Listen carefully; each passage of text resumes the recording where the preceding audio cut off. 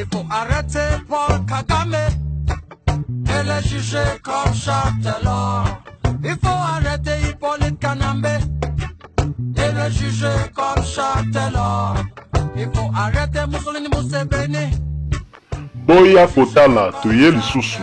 Donc, lelo, Toye, Tozongi Lisusu, Pembe Nabino. Pour un sujet moko ezali d'actualité. Nde Toye, to partager en Nabino, pour mettre un peu comme ça l'analyse ensemble. Toye, les années. Donc, la présentation, comme d'habitude, humble serviteur Nabino Dilo. Pour la satisfaire Bino, on a analyse à bien, objective, sans parti pris. Sentiment pèse à la théorie, na mutu aboye, nga mutu aboye te. Amagambo ezata to pesa magambo na neto mona to meka ko analyser ezala pena de manière objective sans que parti pris ezala. Alors le loto lobela nini mikolo yo après Coupe d'Afrique des Nations oyo elekanaki ba mbebele lobami et betamaki en Égypte par rapport à RDC, élimination RDC. Mingongo eza kotombwama mingi bazosenga départ ya Florent Ibenge. Mais sous ba même plus loin ba osenga ya Constant Omari ba marche pe kutu ezo salama pona ka kosenga départ ya Constant Omari mais belé ba sengi pe départ ya Jean-Florent Ibenge. Na équipe wana po ba monique équipe wana modèle azo kumbela yango eza su yango te. Mais li solo moko pezo betama Combo ya Claude Makelele eza kotanga makasi mikolo pour Claude Makelele abete mo tour kotoyo akutanaki même na Fachi. Alors makamni na yelaki mais batu atakwa ye na ba makamna ye mususu mais batu bazotanga Combo na ye bazomona comme remplaçant valable ya Florent Ibenge oyo akoki pour faire progresser équipe nationale ndenge équipe nationale eza sous progresser te eza au contraire au kita. Donc voilà le que tu débattre, mais avant pour analyser, mais avant tout analyser en gros, nous avons proposé dans quelques minutes, il y a intervention, il y a population, donc Ming il y a Kinshasa, dans l'émission Tolobela Massano, il y a Ndeko Zulu, Jules Boulembi, il y a Mukola Lelo, Bolandana Nuni Makanisi, il y a Bandeko Babenga Kiezandenge Nini par rapport, il y a Claude Makelele To Ibenge. Claude Makelele to Ibenge oponi nanye. To se retrouver tout de suite. Boya Kotala, bon s'abonner, ebele. À tout de suite. Ils ont fait assassiner Abiyarimana. Ils ont déclenché le génocide. Ils ont envahi Congo Kinshasa. Oui, Estelle Hippolyte Kanambe. Ils ont prisonné, ils ont poisonné tous nos officiers.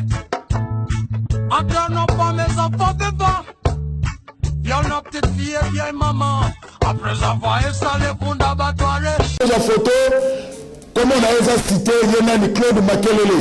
Claude Makelele, candidat à Bénéjol Obama. Ce n'est pas encore officiel. Claude Makelele, candidat sélectionneur. Il y a le pas République démocratique du Congo, partout aux autres temps, les autres Obama.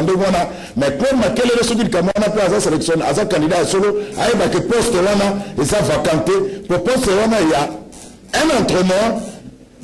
Jean-Florent Ibenge, un entraîneur, Jean-Florent Ibenge n'a pas démissionné.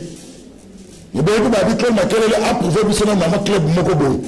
Il a prouvé un club qui a la Malamoko en équipe nationale. Bissop est Congolais, tout ça l'a rappelé ingraté. Topola dit 2-0 contre Ouganda. Bonobake Belé. Topola dit 2-0 en Égypte. Bonobie Belé. Tant que tu gagnes 4-0 en Zimbabwe, Bissop est en Égypte. Tu as dit que ça, Ibenge, Koche, et son Naki. Quelque part, peut-être ça l'a rappelé, moins reconnaissant. Bissop est Congolais, surtout Kinois, tout ça l'a rappelé ingrat. Est-ce que Claude Makelele, c'est officialité, on a précisé que c'est officialité, qu'il y a un candidat sélectionneur de l'équipe nationale. Mais poste wana, et ça vacante, au final, mais tu fais la téléphone. Allô? Allô, Mike? Allô? Allô? Voilà. Donc, toujours le Bayana, Jean-Florent Ibenge n'a pas démissionné. Jusque-là, on a l'information, mais il a démissionné.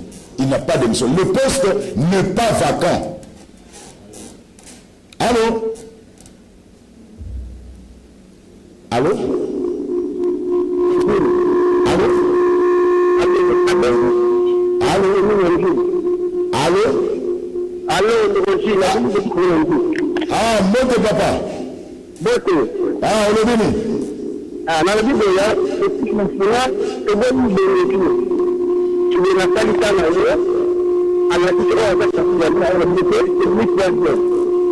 Avec le chien, nous, c'est la pensée que je fais. Je vais là. Je vais contre Madagascar. Madagascar, Madagascar, oui, c'est le corps. De la salle en famille, allez, ça c'est Aïa. Nous, on a déjà la connaissance. Et toute la journée, il a fait le flemme dans mon pied. Et quand je vais te donner la ranaille, et tout le faire, je dis ça. Aïe, je vais assister le faire avec la salle. Et du canito, à l'émission, c'est clair. Ma fête ici à tout, même le vide, même le coach, notre président fédération de l'Union. C'est pas normal. Mais la mission Awa. Quand tu l'es, merci et salut, tout dans la club. Par le pasteur, je suis sur Aïa, c'est la vie de l'Union avec son bon système, c'est la l'univers, c'est le santé. Et ça, c'est une équipe de la RDC avec une limite à Madagascar. Et ça, c'est même là. Mais il faut que tu veux t'aller à Madagascar. Merci Mike. Ok, c'est ma folie. Vous voyez que tu veux t'aller à Madagascar, à Alexandrie. Mais vous devez tenir compte, tu es arbitre, président de la Confédération africaine, Aza Margache, Abala marocain, avant d'aller au Maroc, tu es arbitre marocain. Allô? Oui, allô, bonjour. Ah, bonjour papa. Zana Moussika. Ok. Bonjour papa. Zana Moussika na Tandoike. On a là la moni. Là la chose sanitaire là à Pema. Tout le temps la candidat pour postuler pour avoir la chance à l'équipe. Et puis avec le national. Voilà, donc Bobo Sanaté. Bobo Sanaté qui tu veux à Madagascar à Alexandrie. Arbitre Ramazagi marocain, Bilmo Bomona et Asra Biso Kanaï. Toujours côté la moutouté, mais toujours dans des vérités. Oui, Claude Makelele, les autres Bamananzela, ah, il va appeler les tellement ébélés, les trop attends, le battel, le allô? Allô? Allô? Mbote, Obengoua. Ndala Bengi. Ah, wow. Équipe, Simbi, Tikaka. Ma bête idée et constant avec la bise la tique qui totalement non ça la bien la commune la bien la commune. Merci beaucoup. Merci papa. Voilà donc c'est mais Bamana Kinshasa vraiment Claude Makelele, on n'est pas contre Claude Makelele. Mais Claude Makelele peut même la club nous repose de notre monde a été sur Malamogo à ressortir l'équipe nationale, mais ce n'est pas officiel. Tous les Moutasuka à Gim pour tout, allô? Allô, bonjour. Ah, moi de papa, on le il connaît vraiment rapide pour tout le monde. Ouais, c'est bon Claude Makelele qui a été Congolais en fait, il va n'y avoir ça là, on a eu pas bien là, il a Congo à Congo à Boya ou à Bédé. Et l'on a eu que c'est moi, on a Congo pour y aller au Laïbé. Il venait faire que mon désastre est là où on a eu de bonnes mais tout le monde m'a dit que c'était mais il y a une orgueillité au tabac bien kaya pour Congo ça le lendo aya kate si on a mouru que nous si on est moment c'est pour ya ça pour Congo atika va dire ça là merci merci en tout cas tous à dire pour tout maestro sous les moyens tous à Moutasuka pour tous sur cette émission est-ce que Moutasuka Zali pour raison de la Sijana qu'on soit à l'oblige je monte rapidement Moutazali mais ça allô Moutasuka pour aller allô allô. Ah, papa, vous avez balancé le Makassi. Vous avez mis à Pipo Lobini.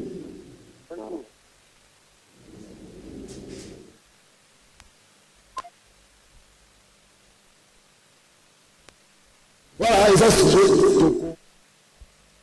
de la Yango Lobby. Merci. Et M. Sili, Jojo Moutombo, rapidement, allô? Allô, bonjour. Ah, rapidement, papa, émission comme ça. Oui, il n'y a pas eu temps à côté des gens. Parce qu'il y a peine de chance. Ça serait totalement ça. Il a fallu aller travailler à la club. équipe nationale de change pour la ça me change. Merci. Voilà, Bandeko Batali, le lot de Balbapo, Tolobaki a une décision que sur les 5 jours, où tu as la émission, tu as Massano, tu as Sabino Maloba, jour, moko ya semaine. Allô, Bayer Olongolangana. Allô?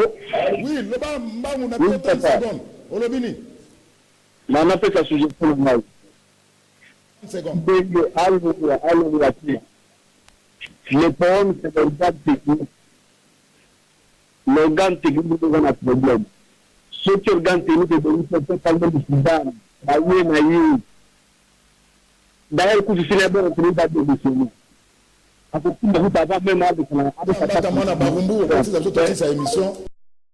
Voilà.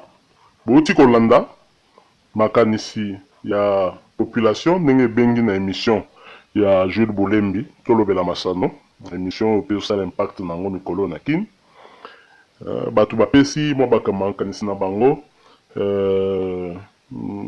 ezandenge moko te mutolo mutapesi point de vue na ye mais na onyo soto lobami na moni même ndeko Jules Boulembi a sali moi lokola ne bandeli au saneti ko boudé Claude Makelele mais je crois que poto marcher bien et sengeli to banon ko ça la présentation ya ba acteur yango batoyo zolo de la lelo entre Ibenge na Makelele poni nani bino mo bo répondre donc voilà sujet yango wana entre Ibenge na Makelele oponi nani alors to me kanon ko sala moi otala nanu ba profil ya batu moko na moko alors bango mibale baza na point commun oyo bango baza nango ezali ke bango nyonso tu baza ba ancien joueur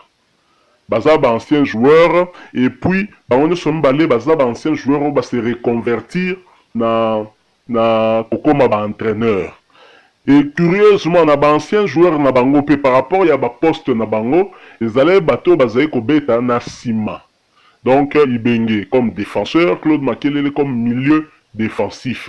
Et on remarquera mingi d'ailleurs ba choix tactique ya Ibenge et ramenaka toujours na modèle ya zayi kobeta bale. Mais différence ya bango zanini na carrière ya footballeur, Claude Makelele a la carrière moko professionnelle. Abeta na ba grand club ya monde, abeta na le plus grand club ya monde, le club le plus titré na Europe, où ezali Real Madrid, où est coaché actuellement par Zinedine Zidane, où a tapé na Claude Makelele va se retrouver notamment dans la équipe nationale ya France. Tandis que Ibenge, carrière ya footballeur à un niveau professionnel. Donc c'est ça en fait différence entre Ibenge na Makelele et Zali que Ibenge yé carrière na yé zaki carrière ya niveau C. D'ailleurs il n'était pas très connu comme footballeur alors que Makelele yé carrière naïe comme footballeur aza très connu à beta naba grand ya monoyo na domaine ya bale pour se rappeler d'ailleurs na ba circonstance nini ya longwa ki na Real Madrid po azaro sala musala moko na million na GT mais salaire ala ki ko comparer na ba star misusu ya Real wana différence ya laki tel que en fin de compte bimangi loko la moins injustice akenda metango akenda ki Real etia bambula ebele po ekoka ko se remettre donc milliard Real la sous simbate wana neti na martyr ezaka population zokanga milliers oyebika tant match indaka d'autant que vous bêta pena bona Tunisie bon mais Tunisie 2-0 et mo boko mika kokanga milliers type Tunisie ngo a égaliser naï donc voilà un peu oyo ouais, Koloba jusque-là. Alors, Florent Ibenge, il est entraîneur, il y a ASV Club, en même temps, il peut copier ça y est, équipe nationale. Mais pour que Florent Ibenge a joué comme entraîneur, il y avait club, il a fallu que général, donc disons, comité, il y avait club, et ça l'attention pour Akendaki na Chine. Na Chine akendaki na équipe wana toza na 2012 akendaki na équipe ya Shanghai Shenhua na évité ce nom prononçant bien et wana mnoka ba chinois Shanghai Shenhua alors na équipe okuna azalaki entraîneur principal te azalaki collaborateur ya Nicolas Anelka. En fait, Nicolas Anelka za muto ba yebanaki na Florent Ibenge déjà na ba France wana ba bazalaki na bango kose fréquenter bayebanaki nde ntango Nicolas Anelka akei kuna abendi mista na ye abendi mutu na ye Florent Ibenge. Alors tant il y a se retrouvé kuna ayeko se retrouver na club wana pe basombaki Didier Drogba soyo na bosanité nde biloko sala pena kombo na ye yango wana mais on dirait que ye pena nda alaki entraîneur principal kombo kaka ya Drogba na Nicolas Anelka esali ke epandi esango entraîneur moko boya sa ko entraîner Drogba zana Nicolas Anelka epandi esango mama na sango point que général Gabriel Nkumba a mis ce tango fort à détecter pe a bendier na avec club vu musala wa bande ko sala na avec club et ko la te Constant Omar Ipe a ko bendaye après que tous en a ba difficulté avec ya ko foot ba entraîneur expatrié toujours foot extrêmement cher mais Constant Omar a qui peut ko sala y confiance pe a bandaki musala na ye pe a sala ki yango bien maintenant musala na ye o a sali minoko ebele mingongo ebele za ko loba lelo que Florent Ibenge a commis na suka azo progresser le sous-souté. Et d'ailleurs, pour progresser en côté, bateau belé ba okanisa que ça acharnement contre ça koina était et ça ba statistique. Quand il y a 2015, Florent Ibenge a silisi 3e donc a matin na podium ya Afrique. A komaki na étape à demi-finale. Quand il y a 2017, Florent Ibenge a silisi parmi les 8 premiers à longueur na quart de finale pour se rappeler gagner qui biso 2-1.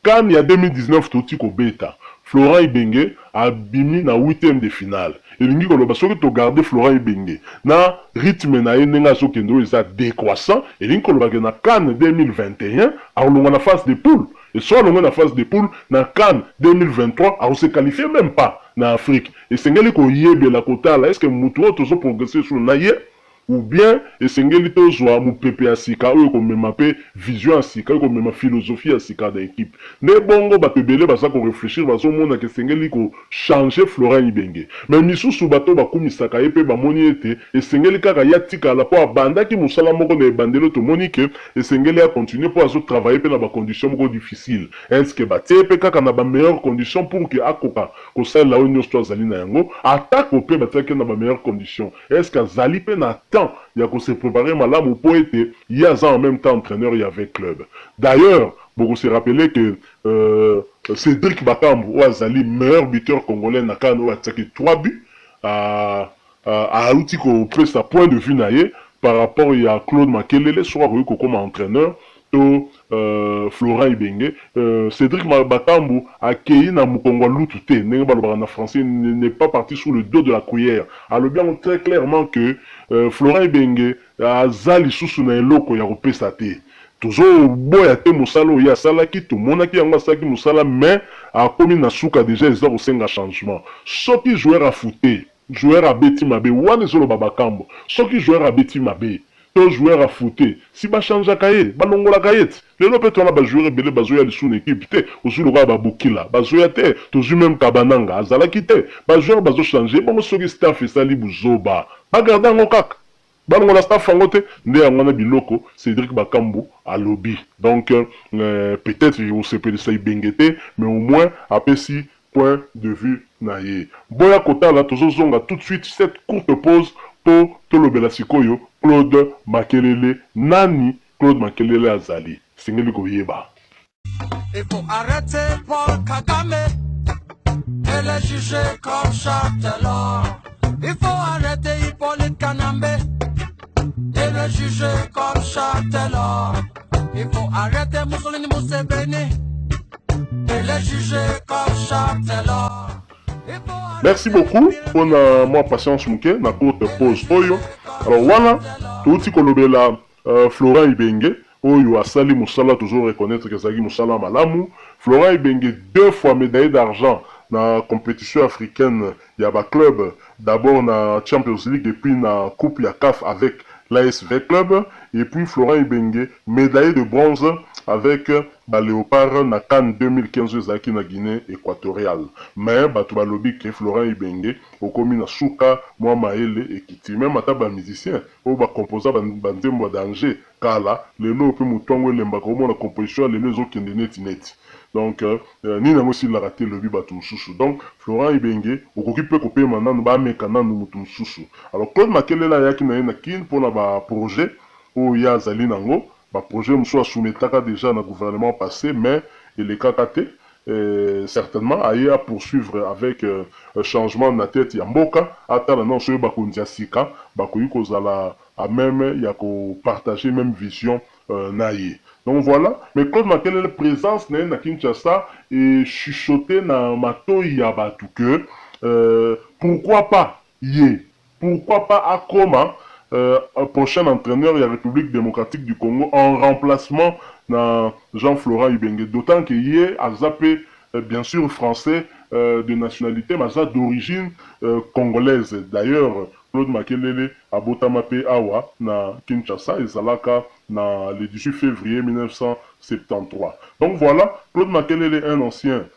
joueur, à Betty, na club Ebele, carrière professionnelle à Bandiaou en 1990.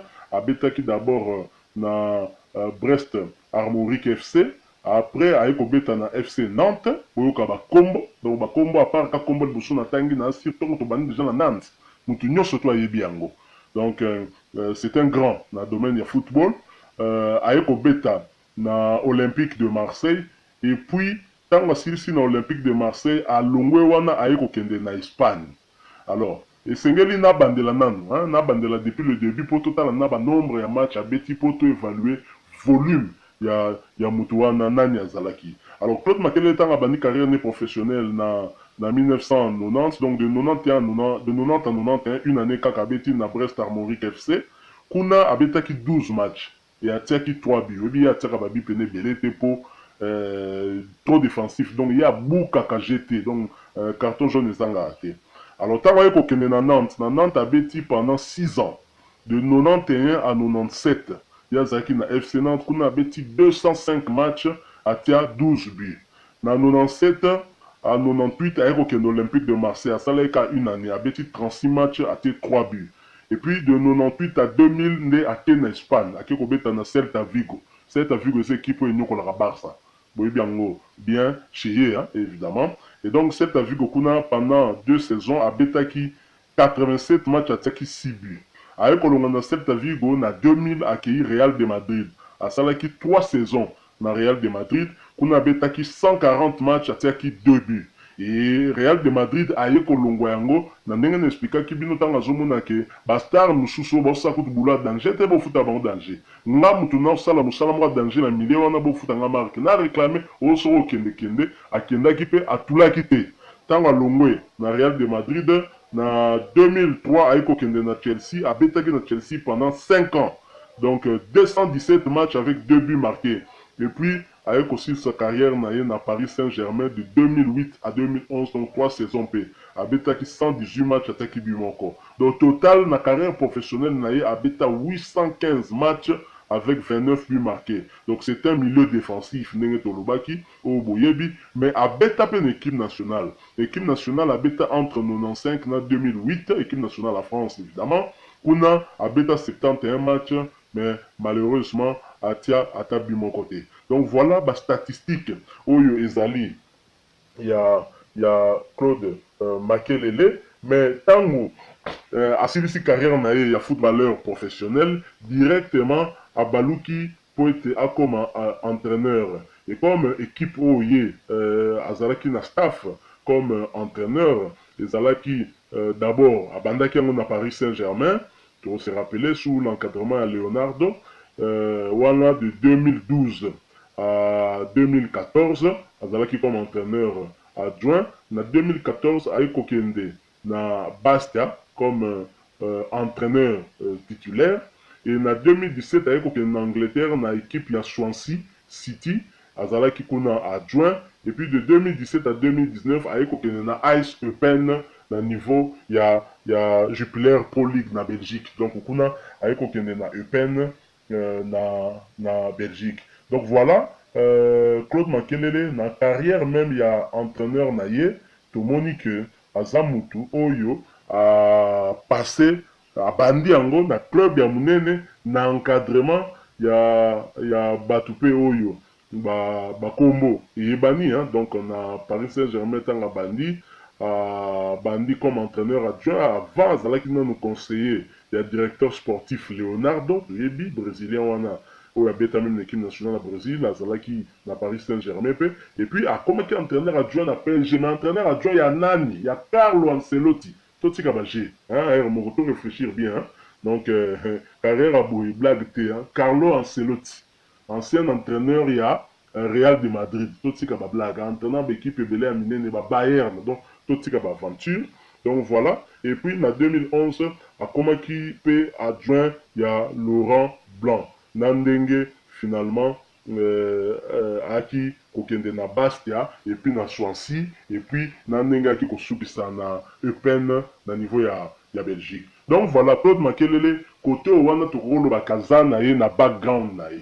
Donc, aza na makambo, ane na mpifoye bi makambo. Mais peut-être que sengeli akuta na organisation moko ya malamu oyo ezanga kipe na équipe ya Eupen wana ezaki na ba difficulté. Claude Makelele, c'est vrai que wana pendant la saison il est na très bien, on doit le reconnaître, mais cela n'enlève en rien ma capacité naïe en tant que coach, d'abord Azala joueur et Amounene, et puis comme entraîneur directement, à passer dans l'encadrement Moko Boye. Je crois que Azala Makambo a coupé sa pébiso mingi. Le rôle appelle joueur en mingi bazo takuna na poto et Ozala ma BPT, hein, ce qui est à commis wana mais voilà ça point de vue to pesika yenyo lo bateke Makambo et ko sale mabongo mais belé pe balobi bon Claude Makelele ngo bon ebika Kongola bossa makate talobi mais ye abeta l'équipe à France to lukaka ya beta wa tozo kemba ya zo sala ba kombo mais ya boire na RDC ko beta en équipe à France bon na masolo wana ya boire et à manger. Oui, que peut-être moi, mon organisation, dans l'équipe nationale, et continue si na banu l'équipe na bino mo se rappeler que maman allait venir na kale so se ngaba zong se passeport na yi. Donc ta na ba condition modèle wana Claude Makelele aya. Er mo to couper ça epé faute mingi te. Ah to zonga sima to zonga pe moi batu.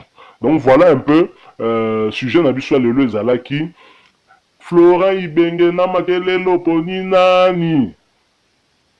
Bino moko bo répondre mutu na mutu apesi avi na ye tokotala avenir nde et opesa biso raison ba anglais balobaka wait and see tovanda tozela totala nini ekoya lobby ezalaki ya bino humble serviteur d'Ilo. J'espère qu'analyse tout ça lelo et sungi ba sportif ebele surtout biso ba coach ya Facebook pour tozalaka kaka pe tozalaka kaka ba inarabiso.